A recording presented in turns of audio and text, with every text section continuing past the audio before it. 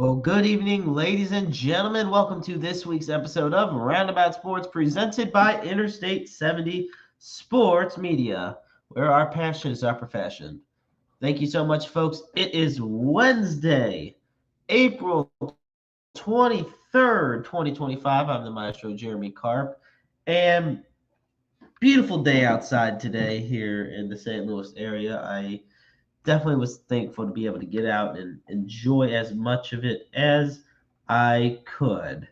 Um, but we definitely got a lot to talk about today, folks, and we're going to kick it off, unfortunately, with some sad news. So that being that Steve McMichael, known as Mongo, uh, he was a stalwart member of the Chicago Bears top defenses of the 1980s and 90s.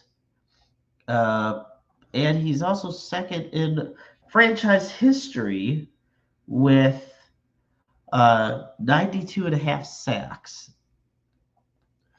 Sadly, he passed away at the age of 67. He has been dealing with ALS, commonly known as Lou Gehrig's disease, since 2021. Last year, Mongo was inducted into the Pro Football Hall of Fame. He has he played in a record 191 consecutive games for the Chicago Bears. So big congratulations to Mongo on that achievement. I'll make it into the Hall of Fame, but we do want to honor him at this time with a moment of silence.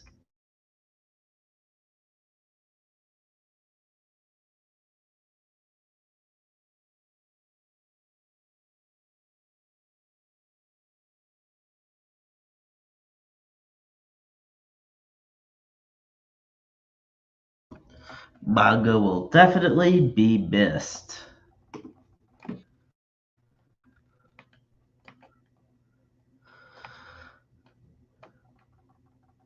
Want to continue now with our coverage here on Interstate 70 Sports Media. So, the Detroit Lions just made All-Pro safety Kirby Joseph the highest paid safety in NFL history. He signed a 4-year, $86 million extension. And last year he led the Lions in 2024 with 9 total interceptions. And he finished third on the team with 83 total tackles.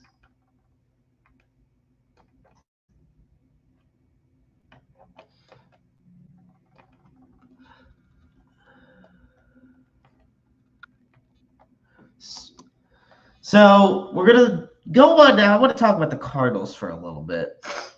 So, oh gosh, the Cardinals needed a series win badly against the Atlanta Braves. They really did.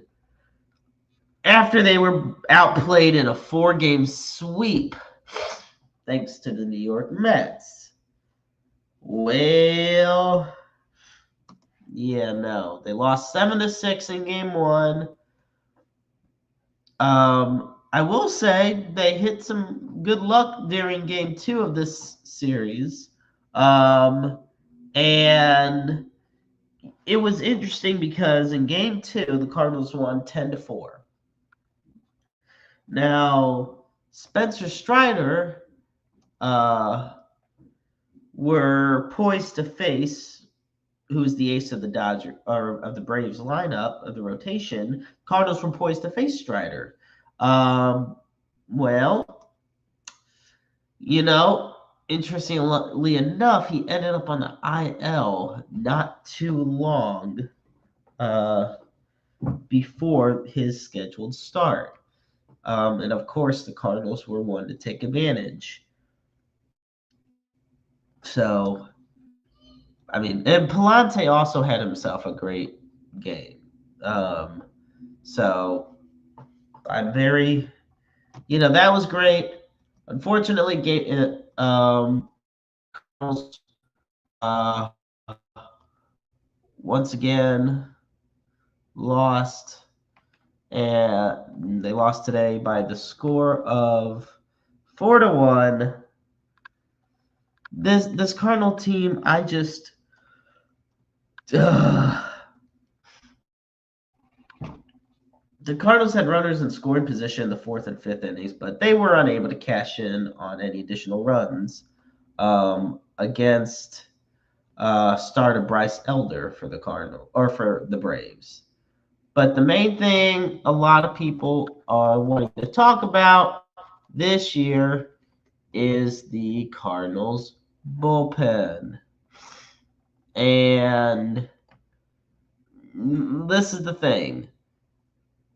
They lost for the sixth time in the past 7 games, and they dropped to 2-11 on the road. Now, last year, the bullpen was probably the biggest strength for the Cardinals. That's the interesting thing in all of this. But meanwhile, right now, they rank 25th in the major leagues with a 5.11 ERA. Meanwhile, last year they finished with a 3.64 ERA, which was seventh in baseball. The Cardinals have actually blown more saves this season than they have notched saves. They've blown 6 saves and they have 5 saves. And that is tied for second in baseball. And I want to talk about Monday's loss, who is it was, I hate to say it, but a lot of it was on JoJo Romero. Now, Romero was the one who allowed a 3-run home run to Sean Murphy in Monday's loss. Now, last year, he was just one of 8 MLB relievers with 30 holes at least. But right now this year, he has a 1-3 record with a 7.27 ERA. And then all of a sudden, you have a look at Ryan Fernandez. Ryan Fernandez, a Rule 5 draft pickup in 2023. It was a really good story last year. Right now he's allowed 13 runs, 11 of them earned, including 2 home runs, which is the second one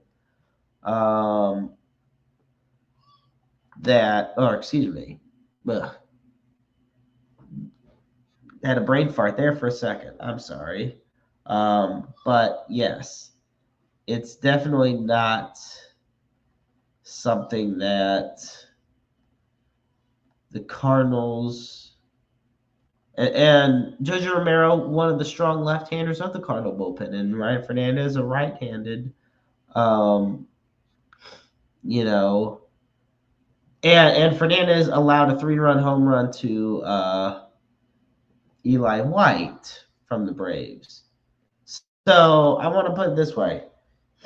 In 2024, Fernandez held batters to a 182 average with his slider. This year,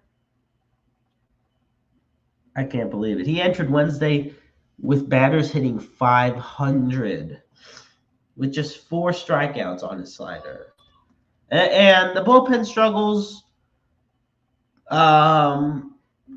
This is what's sad because the starting pitching hasn't been terrible. I mean, Miles Michaelis had pitched 6 scoreless innings, allowed only 6 hits, all of whom were singles, and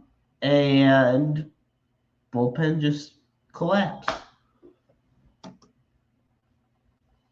So, yeah, and there's just little margin for error with this team when it comes to it.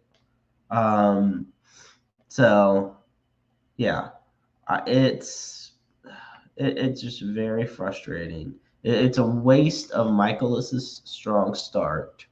That is for sure. And I personally feel it's very inexcusable. This bullpen has fallen apart. And I look at some of the guys they have on this team, you would expect a lot more, a lot better out of them. Um, but right now they are on Friday. They start a 3-game series at home against the Brewers. So finally, the road trip is over with them only winning 1 game in the road trip. Yeah, because that went well. But they got a huge 3-game series coming up against the Brewers. And honestly, if I'm the Cardinals, I mean, right now you're 5 games out of first. You're 3-7 in your last 10. Yeah, you're 8-4 at home. Thank God for that, because you're 2-11 on the road. So that needs to be worked on. But the Brewers are 13-11, and they're 5-5 in their last 10. They're only a game and a half back of the Cubs, who unfortunately are the ones in first place. Want to read this comment here from the Night Owl, Rene Martinez himself.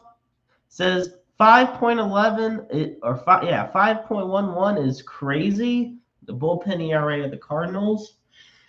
And goodness, I tell you, Eddie is always tuning in. And folks, if I sound nasally, I'm sorry. Allergy season has been so unkind to me. It's not even funny at this point. And I wish it was, but it's definitely not. Eddie says bullpen is in trouble. Other than that, we are decent. I mean, like I'm saying, it's the team is not terrible, but the bullpen, which was the one thing keeping them going so much last year, has been the biggest thing holding them back. And that is a huge problem. And of course, just my opinion on the matter. So I want to continue now. I want to say before I continue, actually, you can find Roundabout Sports on Spotify, iTunes, iHeartRadio, Amazon Music, Pocket Casts, and anywhere else you stream podcasts at. Be sure to follow Interstate 70 Sports Media on Facebook, X, and on our official YouTube channel. Roundabout Sports is also on Facebook as well. And if you want to advertise with us, if you want to promote your business, please shoot us a direct message and we'll get you to our head of marketing in regarding that. And the Night Owl talking about props to you for pushing through the sniffles and doing the dang thing. I mean, he should know a thing or two about that. He's pushed through a lot when it comes to doing shows. So, yes, absolutely proud of him, none as always. So, God love him. So, tomorrow, folks, that'd be Thursday, April 24th, the NFL draft commences. And, it's interesting because, okay, there's a lot of big, news coming out regarding who will go to which team and who will go number 1 overall, the Tennessee Titans. And it's interesting because so I got an interesting one here. So at this point, I feel like the top 3 are set. I think at number 1, the Tennessee Titans are going to take Cam Ward, the quarterback from Miami. I think as the Titans' new franchise QB1, Cam Ward will be the kind of talent that this team hasn't had since the late, great Steve McNair was the quarterback in Tennessee. For Cleveland, number 2 overall, I think you got to go with the most skilled player in the draft overall, and that's Travis Hunter. He's a superstar in the making, big play pass catcher, and a shutdown corner. How it'll work out as it translates to the big leagues, that I'm curious about. Abdul Carter, who I used to think would go to Cleveland. Abdul Carter, I think, is going to the New York Giants. The Giants probably should consider getting a quarterback here. But my thing of it is the Giants could take a disruptive playmaker because think about it. You already have Brian Burns, Dexter Lawrence, and Kayvon Thibodeau on the front line. You add somebody like Abdul Carter. Holy crap. Speaking of in the trenches, Will Campbell, who I got is the best tackle in the draft. He's going, in my opinion, to the Patriots. Drake May, I think, will have a very good career in the league.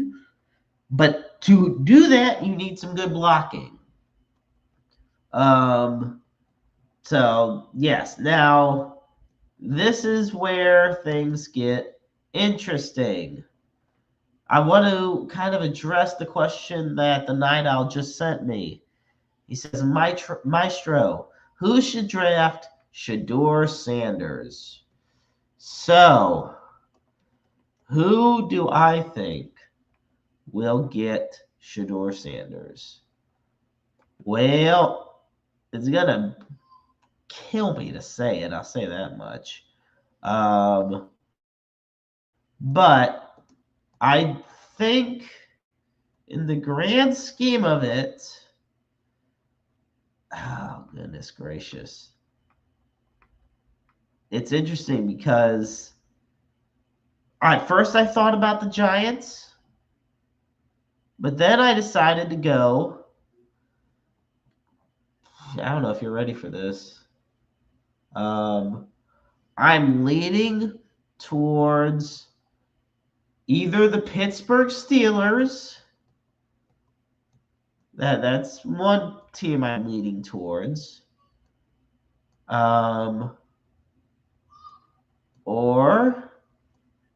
Excuse me.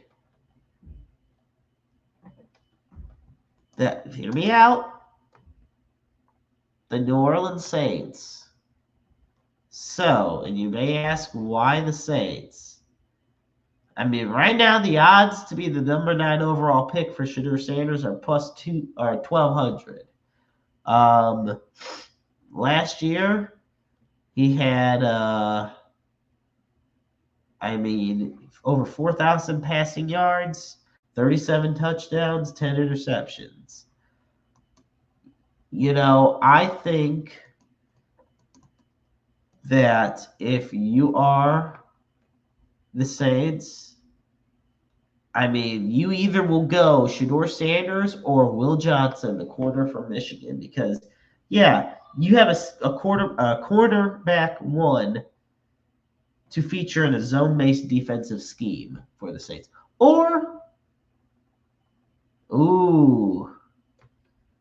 Another question here from the Night Owl.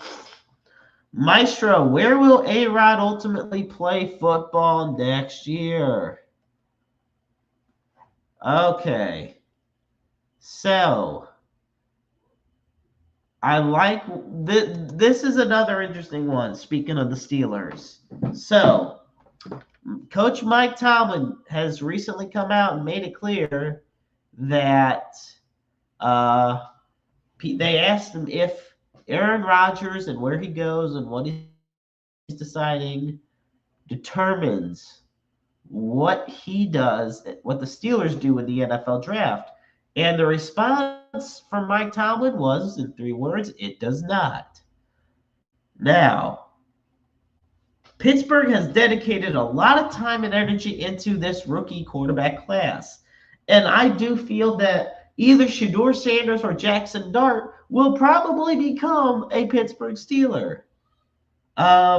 They brought in Sanders for a top 30 visit, and he's the top guy on what could be on the board. If Sanders drops down to number 21, which I can see happening, he very well, it's interesting because the shadow of Aaron Rodgers looms large over this draft and the Pittsburgh Steelers. So, yes, we are really paying attention, and the Steelers are going to draft a quarterback, at least one. And right now, Mason Rudolph and Skylar Thompson are the two quarterbacks on the team. Now, they met with Rodgers multiple times, but nothing has come of it. But Tomlin says, quote, I think what you do in the draft sometimes affects maybe some talent acquisition that happens after. We'll see how the acquisition goes this weekend. For all we know, maybe it may not affect the Steelers' decision, but it might affect Aaron Rodgers' decision. So, and Nick, as always, thank you so much for tuning in. It is always great having you on and listening as always. So, we're talking about the NFL draft and kind of what we think's gonna happen. And it's interesting because, well, once again, I want to make this. Oh, give me 1 second, folks. I want to make this clear. I think the top three are going to go easily. Cam Ward. At first, I was thinking the Browns were going to maybe go Cam Ward. And then I realized when they weren't going to go Abdul Carter or Cam Ward, I'm like, okay, then Cam's got to go number one. And he had a fantastic year in Miami. He threw for over 4,300 yards, 39 touchdowns, and that which led the FBS. And once again, Cleveland's going to get, to me, they're going to get the Heisman Trophy winning Travis Hunter. 4 interceptions on defense, 15 touchdowns on offense. Giants getting an anchor on defense, the ultimate anchor in Abdul Carter. In my opinion, if they draft him, they officially have the best defensive line in the NFL with Brian Burns, Dexter Lawrence, Kayvon Thibodeau, and Abdul Carter. I think it's an amazing line right there. Now we come to a player that I would love to see shine in the league, and where he might go will be interesting. So, Ashton Genty,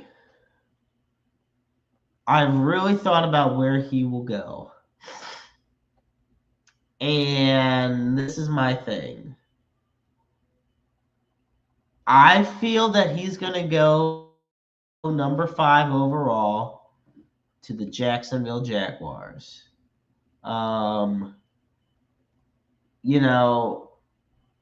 It's interesting because at first I was thinking Mason Graham, the D tackle from Michigan. But the thing of it is, I feel like he'd be good for the Las Vegas Raiders with Pete Carroll as that blue chip defender with a hard hat and lunch pail type attitude. But the Jaguars, this is a make or break year for Trevor Lawrence, and you need to have a dominant running back alongside him that they've yet to truly have. And this could be that chance. So now there's another interesting question that Nick brought up to me. What about Luther Burden? Okay, so I feel this is what's going to happen. Luther Burden, top first-round talent. He's projected to be a first-round pick, but most likely early to mid-second. So, we look at some of the best fits for Luther Burden. Interestingly enough, he could go at number 35 overall. to the Tennessee Titans. Look, you get Cam Ward and you get Luther Burden. That is a hell of a spot right there. Now, I also could see him going to the Los Angeles Rams in the first round. Because this is the thing. Luther Burden excels at a lot of the routes Sean McVay likes to use to beat coverages. And with Devontae Adams and Puka on the outside, put Luther on the inside. And he's a perfect long-term need, especially with Cooper Kupp, with everything going with Cooper Kupp leaving the team, now being a member of the Seahawks. Another potential, the Philadelphia Eagles. Come on, think about it. Could you imagine starting your career with the defending Super Bowl champions, with proven receivers like Devonta Smith and A.J. Brown, and having an MVP caliber quarterback like Jalen Hurts? There's not a lot of pressure being on that team, but there's even better chance for growth. For the Eagles, selecting Burden would add another playmaker for an offense that's already chock full of talent. Now, I do think Philly might have more pressing needs at the matter, but come on. That would be an unbelievable offensive juggernaut. That's just how I look at it right there. And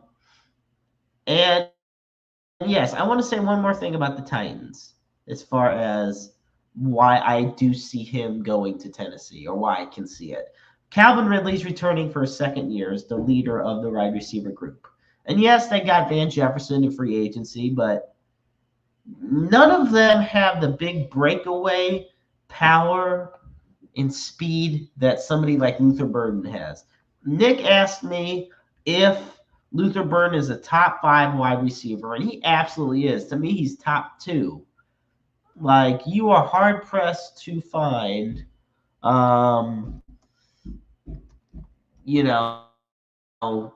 much better wide receivers coming into the draft. To me, Emeka Egbuka and Travis Hunter and Luther Burden. Those are those top 3. Not necessarily in that order, but those are the top 3 that I feel. And the reason I'm not going to put Travis Hunter as top 3 is because he's such a dynamic player on both sides of the ball.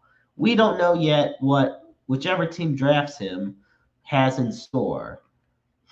He's made it clear he wants to play both sides of the ball still, so we'll see how that continues to play out. But I look forward to the draft tomorrow, and a lot of people have the Steelers taking Shedeur Sanders. Meanwhile, most, if not everybody, has the Titans taking Cam Ward. Ooh, so Nick asked me, he goes, to the Chiefs trade one of their wide receivers. So I guess I gotta bring up what the Chiefs are gonna do in the NFL draft. I think a trade is inevitable when it comes to the Chiefs, okay? Because under Brett Veach, they haven't been afraid to move around at the draft. So one of the trade partners from me is the Vikings. They don't have draft capital because, well, last year they traded up for J.J. McCarthy and Dallas Turner. Great picks, future franchise stalwarts, but the thing of it is they don't have that draft capital now. So the Vikings, for example, they're picking at number 24 overall this year. They don't pick again until number 97. Right now, the Minnesota Vikings have 4 picks this draft. The Chiefs have 8. So, also, the Chiefs to me are should probably take an offensive tackle in the first round. Where they get that, like at what pick, I don't know. But the thing of it is, I look at some most likely picks for the Chiefs, and to me, you have, for me, the one that makes the most sense is Ohio State offensive tackle Josh Simmons. Now, Simmons is the biggest question mark. And the reason I say this, because by this point, a lot of the top tackles will be off the board. If you're the Chiefs and you're staying at 31. Now, he is coming off of a torn patella tendon in his left knee. And yes, that's arguably worse than an ACL tear. But the Chiefs probably wouldn't play Simmons in 2025 if they draft him, especially after signing Jalen Moore for a contract and Juwan Taylor manning the right side of the line, getting 15 holding penalties every game, but that's beside the point. I do think, though, with the talent and the size, I mean, he's 6'5", 323, with a 33-inch reach with his arms. Now, you could also get, there's also options for, defense. Go for either James Pierce Jr. from Tennessee, go for Kenneth Grant, and if by some miracle Mason Graham drops, go get him. And then there is one other player that the Chiefs could end up drafting, which would make sense as well, and it would be the ultimate Chiefs move, and it would piss a lot of people off, but it's very plausible. Luther Burden. Now, I've already told you some of the teams I think he's going to and where I think he'll land. But, like I said, Luther Burden's about as explosive as it gets when it comes to being a wide receiver. And let's face it, the Chiefs need explosiveness at wide receiver right now. They really do. And look, he's as good as taking a screen pass to the house as he is on taking a fade route. And to me, he's also a safe pick because he doesn't get in trouble off the field. So maybe that's a little different than most Chiefs wide receivers, but that's beside the point. He has great yards after catch ability, and he eliminates pursuit angles. The interesting thing is, just imagine a team with Xavier Worthy, Luther Burden, and Rashee Rice on the field at the same time, all three of them utilizing the talents to their fullest potential. That is what we're looking at, folks. And Nick, yes, as I said earlier, I think Travis Hunter will go to the Cleveland Browns at number 2 overall, which means one of two things. Either Travis Hunter is going to the Cleveland Browns number 2 overall, or they're going to find a way to botch it up and draft a kicker. I've been a fan long enough of this team to know that either is very possible. So, with all that being said, folks, I want to thank you all so much for tuning in. It's been a much shorter episode this week of Roundabout Sports, but there wasn't as much I wanted to talk about. But yes, thank you so much for tuning in to episode 130 of Roundabout Sports. As always, you can find Roundabout Sports on Spotify, iTunes, iHeartRadio, Amazon Music, Pocket Casts, and anywhere else where you stream podcasts. Please go out and subscribe. It would mean the world to me. Be sure to follow Interstate 70 Sports Media on Facebook, X, and on YouTube. Roundabout Sports has her own Facebook page as well. Also, we end the show every week by putting up the NAMI helpline. And for that, you dial 1-800-950-NAMI. That's 1-800-950-NAMI. The National Alliance on Mental Illness is the nation's largest grassroots mental health organization dedicated to building better lives for those who struggle with mental health issues. And of course, we end every show by putting up the Suicide and Crisis Lifeline. And for that, you dial 988. The line is open 24/7, 365, 366 on leap years. Understand you are never alone in this world. There is always somebody who loves you, who cares about you, who wants nothing but the best for you in the world that we live in. We all go through struggles every day. There's all kinds of struggles and trials and tribulations, and your issues that you may be going through are always valid. Your feelings are always valid. But you don't have to face these struggles alone. There's always somebody out there who loves you, who cares about you, and wants nothing but the best for you. You are just a phone call, a text message, an email, an appointment away from potentially that life-saving moment that you need.